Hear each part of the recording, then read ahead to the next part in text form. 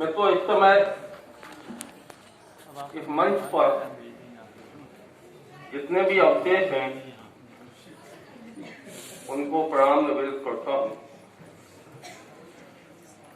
एक तो पूरे सम्मेलन के मंच पर जितने आवश्यक कार्य होते हैं लगभग यहाँ संपन्न हो चुके हैं।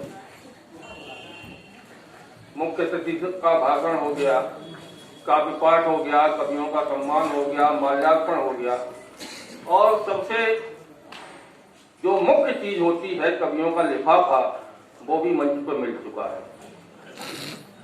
इसलिए अब कोई जरूरी नहीं है मेरा कविता पढ़ना। मेरी दृष्टि से जरूरी नहीं है क्योंकि मेरा लिफाफा मेरी जेब में आ चुका है। एक निवेदन यह कि अगर बीच में किसी को उठना हो तो कृपया अभी उठ जाए। 5-7 मिनट में जब तक आपके प्राण पीऊंगा, बीच में उठ के न भागें कृपया, वरना आपके साथ कोई भी दुर्घटना हो सकती है। मैं सिद्ध हस्त कवि हूं। मुझे सिद्धि है कि मेरे कविता पाठ के बीच में कोई भी श्रोता अगर उठ के जाता है तो रास्ते में उसके साथ दुर्घटना का भय रहता है। जाना है तो जा सकते हैं। 5-7 मिनट जितनी देर मैं यहाँ हूँ माइक पर, कृपया कोई न उठे। आप इधर आओ।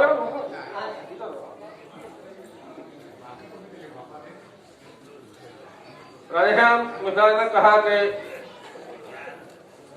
मंच के बड़े कवि शिवोम अम्बर जी, श्रद्धा शर्मा जी जा चुके हैं। ऐसा नहीं है, मैं भी इस मंच का बहुत बड़ा कवि हूं। आप मेरी लंबाई से उसका अंदाजा लगा सकते हैं।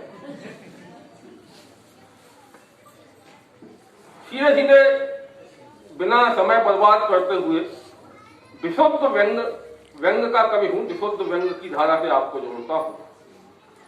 कहीं आपको लगे कि कुछ व्यंग जैसा हुआ, कविता जैसा कुछ हुआ, आपका मन हो, तालियां बजा सकते हैं। मैं आपसे तालियां बजाने के लिए नहीं कहूंगा। मुझे मालूम है आप सभी कानपुर के संभ्रांत परिवारों के लोग हैं, तालियां बजाने वाले लोग नहीं हैं। जो आ रहा है तालियां बजाइए, तालियां बजाइए। संभ्रांत परिवार के लोगों का काम दूसरे के उत्सवों में जाके तालियां बजाना नहीं होता है। फिर भी अगर आप मन करे बजा सकते हैं। आइए सीधे सीधे व्यंग की धारा से जोड़ता हूं। व्यंग हमेशा अपने आसपास की बात करता है, अपने समय की बात करता है, प्रतीकों के माध्यम से, इशारों से बात करता है। मैं व्यंग करता हूं। मैं जब 5 मिनट कि आचरण हमारे जब से आदर्शों का मांस नोचती चील हो गए हैं। आचरण हमारे जब से आदर्शों का मांस नोचती चील हो गए हैं। बेईमानी और भ्रष्टाचार प्रगति के साधन और हम प्रगतिशील हो गए हैं। और हम आचरण हमारे जब से आदर्शों का मांस नोचती चील हो गए हैं। बेईमानी और भ्रष्टाचार प्रगति के साधन और हम प्रगतिशील हो गए हैं। प्रगतिशील हो गए हैं। 4 पंक्तियां व्यंग की और रखता हूं बिना किसी भूमिका के कि चरित्र और ईमानदारी की गाय विवशता के खूंटे से बड़ी हाथ मर रही है। चरित्र और ईमानदारी की गाय विवशता के खूंटे से बड़ी हाथ मर रही है। सत्य और अहिंसा की बकरी की गर्दन पर निरंतर छुरी चल रही है। कर्तव्य और निष्ठा का बैल जिंदगी के कोलू में जुटा घुट घुट कर मर रहा है। और उधर भ्रष्टाचार का गधा मजे से संविधान चल रहा है। समूचा हिंदुस्तान चल रहा है। समूचा हिंदुस्तान चल रहा है। तो बदलाव का दौर है। हमारी आजकल की जो पीढ़ी है उसकी भाषा, उसकी सभ्यता, उसके संस्कार सब कुछ बदल रहे हैं। और इस बदलाव के दौर में कभी कभी हमारे भाषा के शब्द बदलते हैं, शब्दों के अर्थ बदलते हैं। देखिए एक व्यंग वहां से मैं रखता हूं आपके बीच कि कहीं बमकांड तो कहीं दंगा, आदमी सिसक रहा है भूखा और नंगा।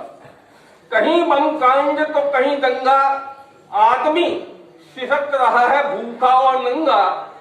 जिधर देखो आतंक पड़ रहा है, देश का हर हिस्सा आग में जल रहा है। मैंने एक नेता से पूछा इसका क्या कारण है। वो बोला कि सारे राष्ट्र में एक सी परिस्थितियों का होना राष्ट्रीय एकता का उदाहरण है। कहीं बमकांड तो कहीं दंगा, आदमी सिसक रहा है भूखा और नंगा। जिधर देखो आतंक पड़ रहा है, देश का हर हिस्सा आग में जल रहा है। मैंने एक नेता से पूछा इसका क्या कारण है। वो बोला कि सारे राष्ट्र में एक सी परिस्थितियों का होना राष्ट्रीय एकता का उदाहरण है। कि मेरे देश का हर नेता आजकल हो गया है राजनीति का बनिया, इसीलिए वो बड़े मजे से बेच रहा है जातिवाद का नमक, आरक्षण का गरम मसाला, हिंदुत्व की हल्दी और इस्लाम का धनिया। मेरे देश का हर नेता आजकल हो गया है राजनीति का बनिया, इसीलिए वह बड़े मजे से बेच रहा है जातिवाद का नमक, आरक्षण का गरम मसाला, हिंदुत्व की हल्दी और इस्लाम का धनिया। मैंने एक पत्रकार से पूछा क्या कारण है ये सब के सब खा रहे हैं ताव और अपने अपने मार्ग के मांग रहे हैं अच्छे भाव। वो बोला ये है सांप्रदायिक सद्भाव। वो बोला ये है सांप्रदायिक सद्भाव। मैंने एक समाज सेवी से पूछा क्या होता है ये भाईचारा। मैंने एक समाज सेवी से पूछा क्या होता है ये भाईचारा। वो बोला कि जब एक भाई बन जाए जानवर और दूसरे भाई को बना ले अपना चारा, तब होता है भाईचारा। जब एक भाई बन जाए जानवर और दूसरे भाई को बना ले अपना चारा, तब होता है भाईचारा। कभी सामने से आता हुआ एक आतंकवादी टकराया, मैंने अपने मन की जिज्ञासा को उसकी ओर सरकाया और पूछा कि राष्ट्र की विचारधारा का अर्थ समझाओ। वो बोला कि राष्ट्र के बीच में खून की धारा बहाओ।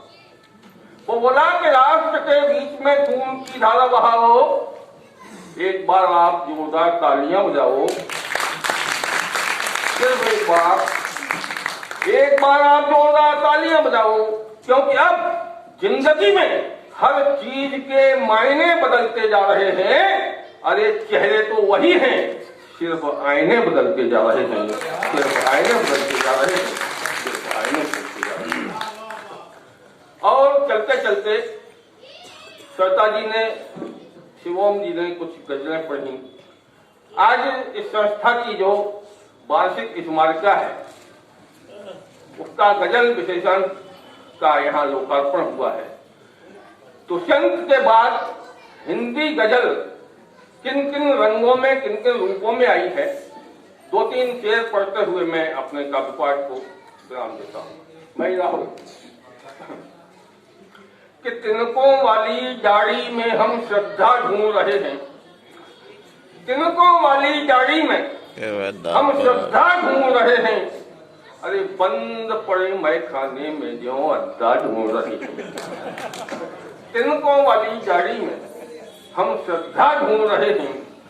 बंद पड़े मैखाने में जो अड्डा ढूंढ रहे हैं। और राजनीति ने किया कबाड़ा, पड़ गए उल्टे दांव सभी। राजनीति ने किया कबाड़ा, पड़ गए उल्टे दांव सभी। हाथ हवा में लहरा कर अब मुद्दा ढूंढ रहे हैं। राजनीति ने किया कबाड़ा, पड़ गए उल्टे दांव सभी। हाथ हवा में लहरा कर अब मुद्दा ढूंढ रहे हैं। और हमारे घर परिवारों की क्या स्थितियां हैं इन दिनों कि एसी में सोते हैं बेटे, एसी में सोते हैं बेटे, बहुएं नाती पोते सब। एसी में सोते हैं बेटे, बहुएं नाती पोते सब। घर के बाहर सोने को हम गद्दा ढूंढ रहे हैं। घर के एसी में सोते हैं बेटे, बहुएं नाती पोते सब। घर के बाहर सोने को हम गद्दा ढूंढ रहे हैं। और जिन लोगों ने बचपन में पतंगबाजी की होगी, ये शेर उनके नाम करता हूं कि कैसे अपनी उड़े पतंगे बढ़ती इस महंगाई में, कैसे अपनी उड़े पतंगे बढ़ती इस महंगाई में, मंजे की औकात नहीं है सद्दा ढूंढ रहे हैं। कैसे अपनी उड़े पतंगे बढ़ती इस महंगाई में, मंजे की औकात नहीं है सद्दा ढूंढ रहे हैं। और इस गजल का अंतिम शेर पढ़ता हूं। हमारे बुजुर्गों की क्या स्थिति है आज के समय में कि रुपया एंटी एक दवाए घूम रहे हैं मेले में, रुपया एंटी एक दवाए घूम रहे हैं मेले में, 5 आने की पाव जलेबी गद्दा ढूंढ रहे हैं। रुपया एंटी एक दवाए घूम रहे हैं मेले में, 5 आने की पाव जलेबी गद्दा ढूंढ रहे हैं। तिनकों वाली गाड़ी में हम श्रद्धा ढूंढ रहे हैं, बंद पड़े मैं खाने में